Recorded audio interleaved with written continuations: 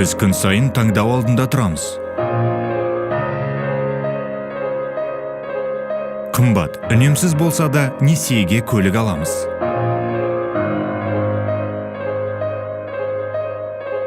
Қалтамыз көтермейтін өте бағалы нәрсені сатып алуға әуеспіз.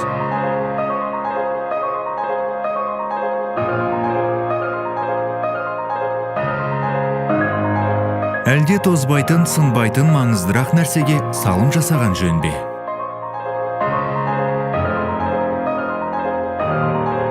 Ол бүлінбейді, әрі ешқашан сәннен кетпейді. Басымдылықтарды дұрыс қойыңыз, балаларыңыздың болашақта білім алуына салым жасаңыз.